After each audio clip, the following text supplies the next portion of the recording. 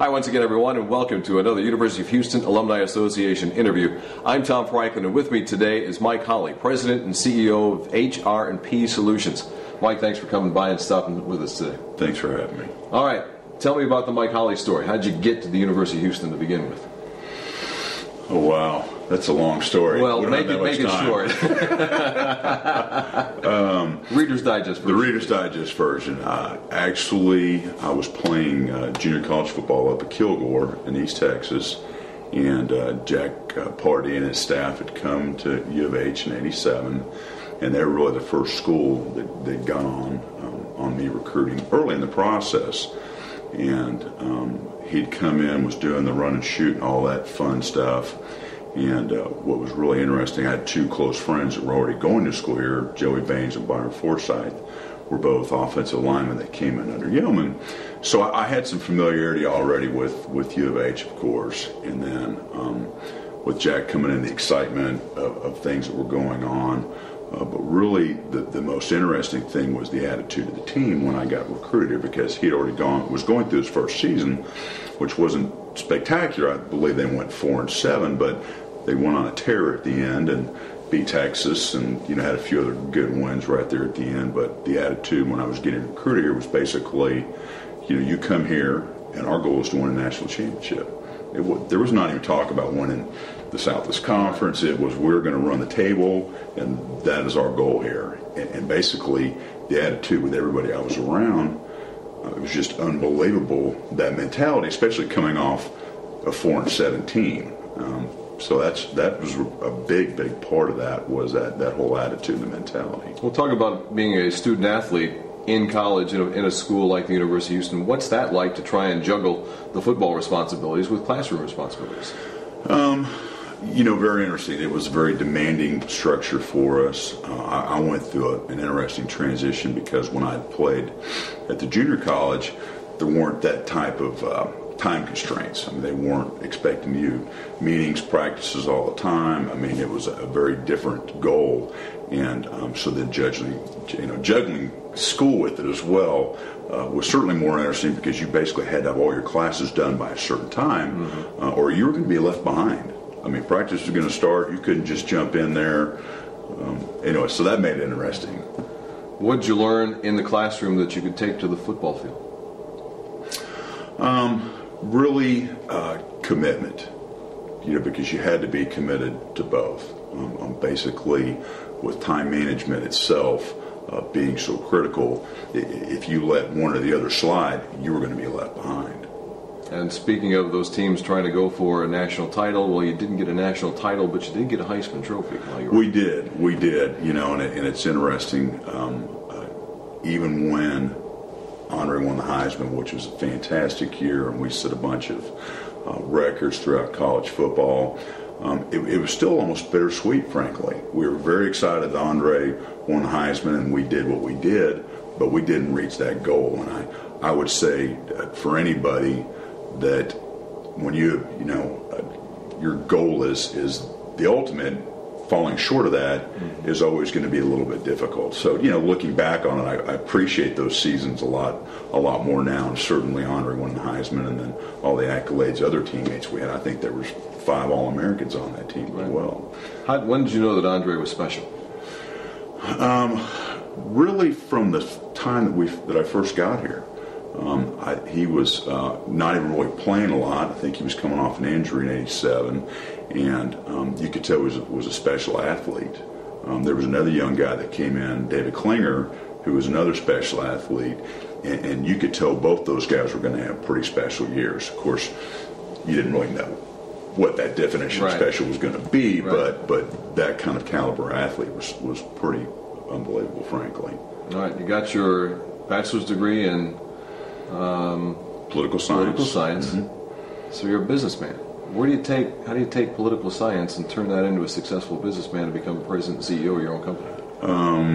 Good question. That's why I asked. The political science background itself, really learning about different things. because there's all kinds of different things historically that happen, with businesses or, in fact, politics, government, etc.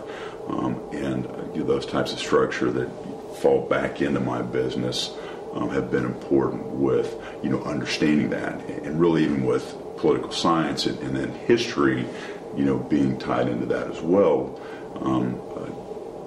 Just taking those strengths of being able to look at things and then study other companies, other competitors, things that I could build off and make our company what it is today. All right. Give me a couple of influences from your classroom days and your football days who you've taken things from to help you be successful in business. Really, from either side, it was coaches and or teachers that believed in me. Any particular ones in particular that really gave you inspiration? Yeah, there was actually one, and he actually passed away a few years ago, Dr. Lentz, who was with the political science department. He was a big, strong influence with actually making me reach my own potential goals. And then, certainly Jack Party and John Jenkins and Bob Young, the coaches I had here that were part of my life and part of expecting the best out of me. And even that goes all the way back into high school and other coaches that I dealt with that have that type of, father, mentor type of ability. All right. When you left the University of Houston, what did you get into? And how did you get into it? Actually, I went to go work for an industrial supply company, and it was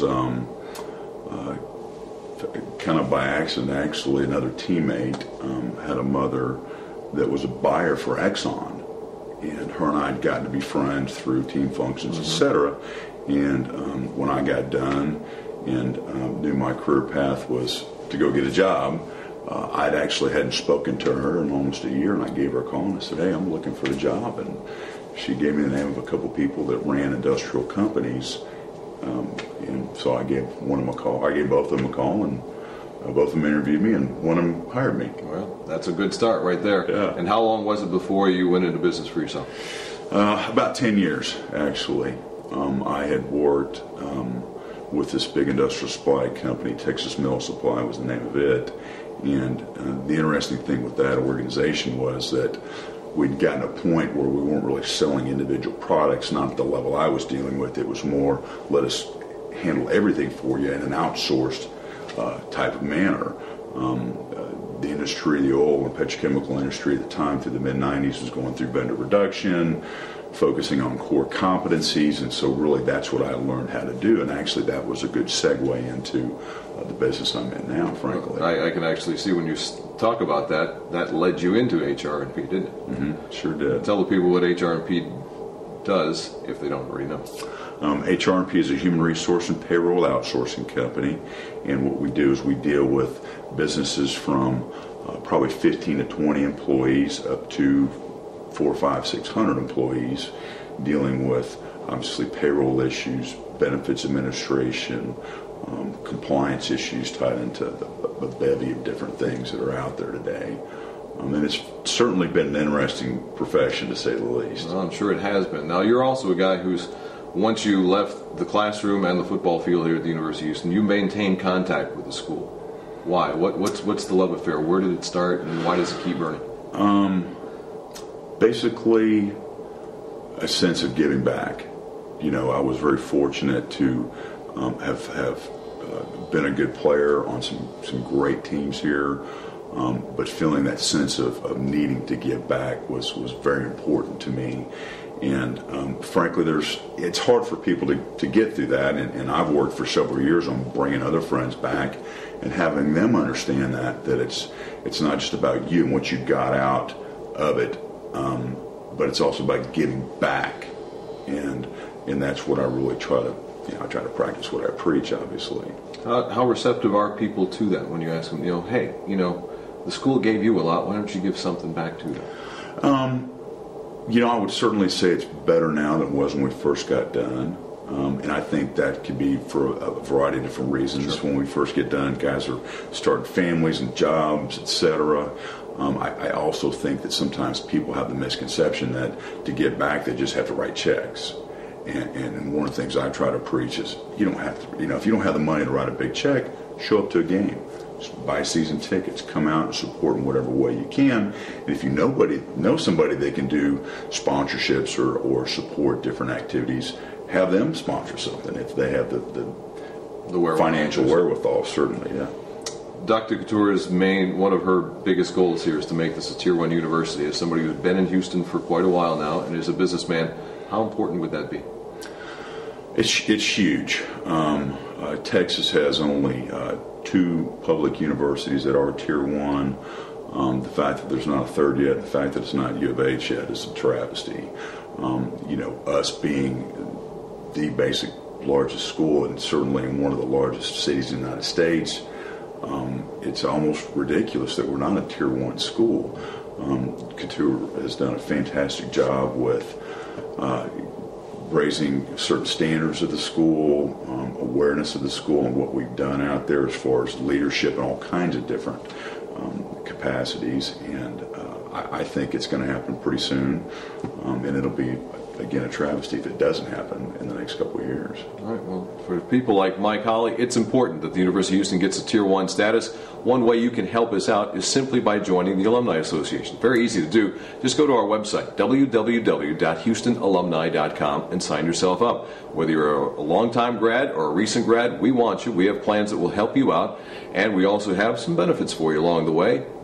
People like UPS and Landry's Restaurants and Avis Rent-A-Car, we can help you out on some things, even your power bill a little bit, just by joining the Alumni Association. And Tier 1 membership, one of the responsibilities involved in it is how many alumni we have involved in the program. So why don't you become one? Go to our website, www.houstonalumni.com, and besides that, what you give to us, we give back to the students. Last year, over $180,000 worth of scholarships were handed out from the Alumni Association because you chose to care.